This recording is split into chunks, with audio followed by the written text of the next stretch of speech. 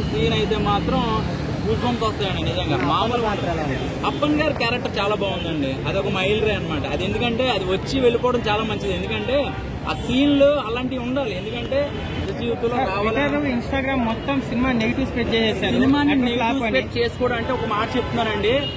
ఇప్పుడు ఎలా ఉందంటే మౌత్ టాక్ వల్ల సినిమా ఇండస్ట్రీలో అంటే ఇప్పుడు తెలంగాణలో ఈ ప్రీమియర్ లేకుండా పోయింది ఒక్క చిన్న కారణం వల్ల.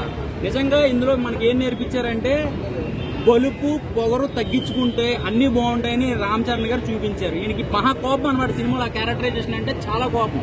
ఆ కోపం వల్ల ఏం నష్టపోతారు, ఆ కోపం తగ్గించుకుంటే ఏం డెవలప్ అవుతారు అనేది సినిమాలో చూపించారు. సో ఓవరాల్ గా చెప్పాలంటే సంక్రాంతికి ఒక మంచి సినిమా చూశానని నాకు ఫీల్ అయితే నాకు వచ్చింది. ఇంకా నెగిటివ్ స్పెక్ట్స్ అంటారా, మనం పండగ అన్నాక మనకి పండగ వచ్చే సినిమాలన్నీ కూడా అటు ఇటు ఉల్టా ఉంటది. మనకి 18వ తారీఖు అసలైన సినిమా హిట్ అనేది మనకు తెలుస్తుంది. సో కొంతమంది ఏం చేస్తారంటే చూడకుండా సినిమాలు చెప్పేస్తున్నారు. సో నిజంగా అట్లా చేస్తే ప్రతి ఓడి మీద కేసు అనేది పెడితే సరిపోద్ది. ఒక్కొక్కరికి 100 రోజులు తీరిపోద్ది అనమాట. అట్లా చెయ్యాలి. సినిమా ఎలా ఉందో చెప్పాలి కానీ సినిమాకి వెళ్ళకండి సినిమా బాగాలేదంట లేదా 14వ తారీఖు సినిమా అది బాగుందండి అని చెప్పేది అదేదో నిజంగా 500 కోట్లు పెట్టి తీసిన సినిమాని రాడ్ సినిమా 90mm రాడ్ అని చెప్పి శంకర్ గారు ఇంకా పనికిరారు డైరెక్టర్ అని చెప్పి చెప్తున్నారు. ఇంకా దిల్ రాజు గారు దీని మీద ఫుల్ యాక్షన్ తీసుకుంటారు. అలాగే డిప్యూటీ సీఎం గారు ఆంధ్రాలో ఫుల్ సీరియస్ అవుతారు. నిజంగా చెప్పాలంటే ఏంటంటే సినిమాని చూడట్లే ప్రతి ఒక్కరు దాన్ని సీరియస్ గా తీసుకుంటున్నారు. బాగుందండి సినిమా. ఎంతవరకు బాగుంది అది చెప్పాలి కానీ నువ్వు బాగాలేదు రే ఫోన్ చేసి రాకరా అని చెప్పేసి అది నిజంగా నెగిటివ్ స్ప్రెడ్. ఇది పొలిటికల్ సినిమాని నిజంగా పొలిటికల్ సినిమా చేస్తున్నారు. అది మాత్రం అసలు నచ్చలేదు చెప్పాలంటే. అంటే రామ్ చరణ్ గారి మీద ట్రోల్స్ నడుస్తున్నాయి. మీరు గడ్డం తీకండి సార్ గడ్డం అట్లనే ట్రోల్ చేస్తున్నారు.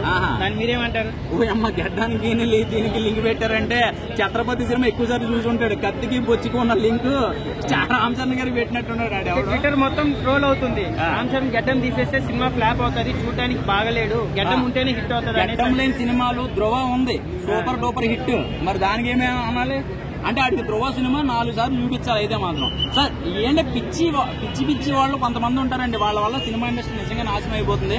శంకర్ గారి సినిమా అంటే అది ఏంటి, అది ఒక బ్రాండ్. రామ్ చరణ్ గారు ఒక బ్రాండ్. భారతీయుడితో పోల్చున్నారు. భారతీయుడిదే ఉందండి. భారతీయుడు ఒక బ్రాండ్ కి 10 ఫ్లాపులు వచ్చినా బ్రాండే కదా. అట్లాగే కొన్ని ఉంటాయి అనమాట. సో ఓవరాల్ గా చెప్పాలంటే సినిమా బాగుంది. ఎన్ని మాట్లాడుకున్నా ట్రోల్స్ కోసం మనం ఏం చెప్పలేము. ఇంకెంతే. ఇంకా దానివల్ల ఇక్కడ మెగా ఫ్యామిలీలో మొన్న జరిగిన ఇన్సిడెంట్ మీరు అందరూ చూశారు కదా. ఒక్క చిన్న ట్రోల్ వల్ల అందరి జీవితాలు నాశనం అయిపోయినాయి. సో ఇప్పుడు ఆంధ్రాలో ఉంది. ఆంధ్రాలో కూడా ఇది స్ప్రెడ్ అయింది అనుకోండి, రేపొద్దున ప్రీమియర్ కూడా పోతుంది. రేపొద్దున సినిమాలు కూడా థియేటర్ లో కాకుండా సెల్ ఫోన్ లో చూసుకునే కర్మ పడుతుంది ఈ ట్రోల్స్ వల్ల. దీని మీద ఏదైనా యాక్షన్ తీసుకోకపోతే సినిమా ఇండస్ట్రీ వల్ల సినిమా నిర్మాతలు కాదు కార్మికులు పోతారు. సినిమా ఇండస్ట్రీలో పనిచేసే వాళ్ళకి జీవనోపాధి పోద్దండి.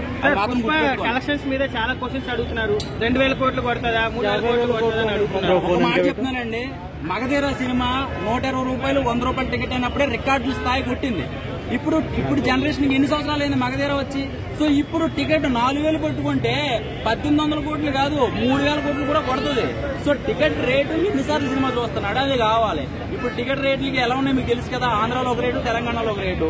సో ఇంకా రేట్లు పెంచితే కలెక్షన్స్ గట్టిగానే వస్తాయి. సో అప్పుడెప్పుడుదో మనం చేసుకోకూడదు. అది అలా నెగిటివ్ చెప్పే వాళ్ళకి ఏం చెప్తా ఉన్నాను. నెగిటివ్ చెప్పే వాళ్ళకి వాళ్ళ దాకా వస్తే ఏది తెలియదు. సో ఆడేదో తెలిసిదేదో మాట మాట్లాడేస్తాడు. వాడి దాకా వస్తారే ఆ రోజు అనవసరంగా జరిగిందే అని బాధపడతాడు. సో ఇది మాత్రం నేను చెప్పేది ఏంటంటే ఏదైనా చిన్నది ఇప్పుడు ఒకప్పుడు ఎవరినైనా బ్యాట్ చేయాలని చెప్పేసి ఫోన్ లో ట్రోల్ చేస్తున్నారు కదా. మొన్న ఒక కమిటీ వేశారు బ్యాడ్ గా ట్రోల్ చేసిన వాళ్ళు ప్రతి ఒక్కరిని అరెస్ట్ చేసామని చెప్పి. ఇప్పుడు కూడా అదే జరుగుతుంది. మీరు చూడండి. సంక్రాంతిని కించపరిచే విధంగా మాట్లాడారు. ఆంధ్రాలో సినిమా అంటే వైబ్ ఉంటుంది కానీ తెలంగాణలో సినిమా అంటే వైబ్ ఉంటుంది. మటన్కి కళ్ళు మాట్లాడుకుంటారు. లేదండి నిజంగా చెప్పాలంటే పండగ సినిమాలు కూడా ఆదరిస్తారు. తెలంగాణ ఆంధ్ర అన్ని కూడా ఆదరిస్తారు. దానికి అట్లా ఏముండదు. మంచి సినిమా వస్తే అందరూ ఆదరిస్తారు. కానీ ఈ మధ్యకాలంలో ఈ టెక్నాలజీలు ఈ ఫోన్లు ఈ ట్రోల్స్ వచ్చాక సినిమాని అనవసరంగా రాజకీయాలు చేస్తున్నారు తప్పించి సినిమా హీరోల్ని బయటకు పంపించేటట్టు ఉన్నారు. అసలు నాశనం అయిపోతుంది అంతే. అంటే ఇప్పుడు ట్రోల్ చేసే వాళ్ళు ఉద్దేశపూర్వకంగా కుట్రపూరితంగా చెప్పిస్తున్నారా లేదా వాళ్ళు సొంతంగా చేస్తున్నారా? అదే చెప్తున్నాను కదండి. ఒక్క మిలియన్ వెళ్ళే వీడియో సినిమా మీద ఎట్టబడుతుంది. అంటే ప్రశ్నించే హక్కు లేదంటారా? ప్రశ్నించే హక్కు వస్తుంది త్వరలో వస్తుంది.